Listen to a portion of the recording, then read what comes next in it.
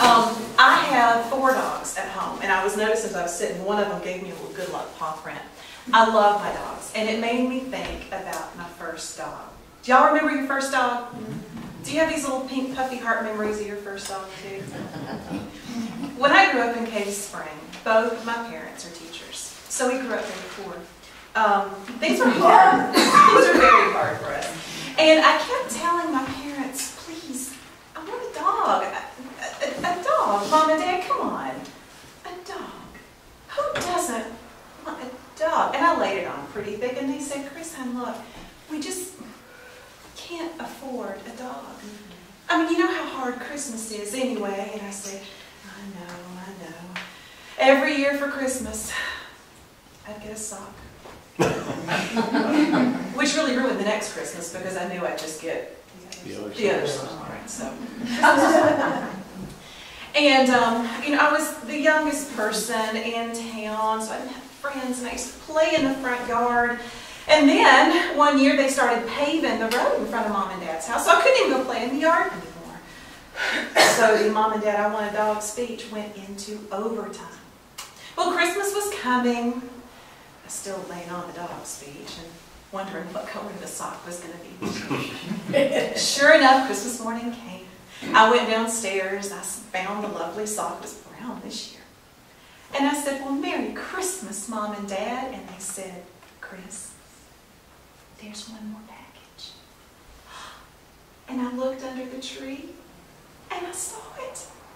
It was a flat package, and it was wrapped in plain brown paper with a bow on it. And so I walked over underneath the tree, and I pulled out this package, and I looked at it, and I untied the bow, and there he was. It was my dog.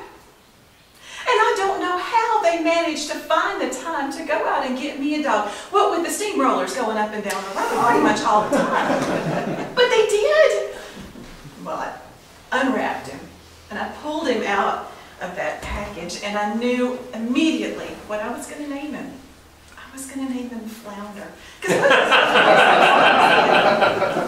Oh, he was a beautiful dog. He was the most beautiful color of asphalt I've ever seen in a dog. And he was such a good boy. I mean, he was instantly trainable. Do you know, that dog knew stay, and I did not have to teach him a thing. He knew it right away.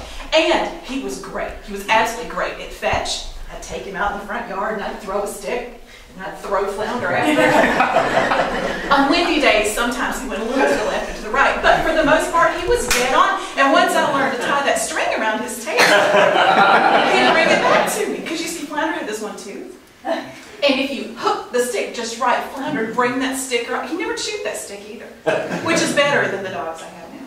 Well, Flounder, another great trick he used to do is I used to take that tooth and I used to hook it on my shoe, and that dog could heel like that. In fact, that's how Mom and Dad said that he followed Dad home. Was he kind of stuck himself to that shoe, and he was not going to let go.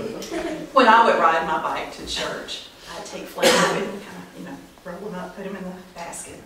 And do you know, that dog was waiting for me every time when I came right back. There he was. That dog never left.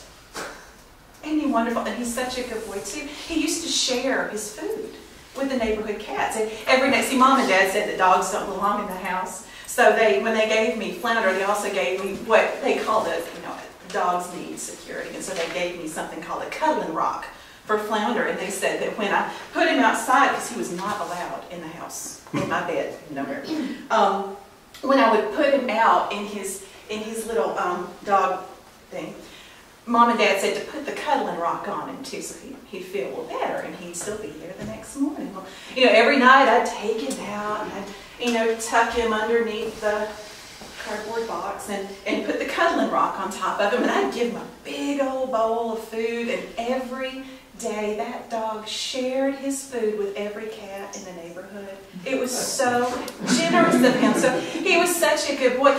Mom and Dad said they never wanted him in the house, so I found a way to actually take his tooth and hook him on the window, and he'd watch TV with me. My bedroom was on the second floor of our house, so I never quite figured out how to work that part out. I wish I could say that it ended well, but you know, no dog story has a happy ending, really. And I remember storms came through. Mom and Dad came, got me, and they said, Chris, we got a tornado. We need to go under the house. And I said, wait, let me get Flounder. And they said, there's no time for that. And as they're holding me by my hand and pulling me into the basement, I looked up, and there went my dog between two trees. And that was the last I saw of Flounder. I looked for him in every treetop from here on to Alabama, and I never saw Flounder again. So tonight, when you go home, hug your little doggy, because I never got to hug Flounder really at all, but I never got to hug him goodbye.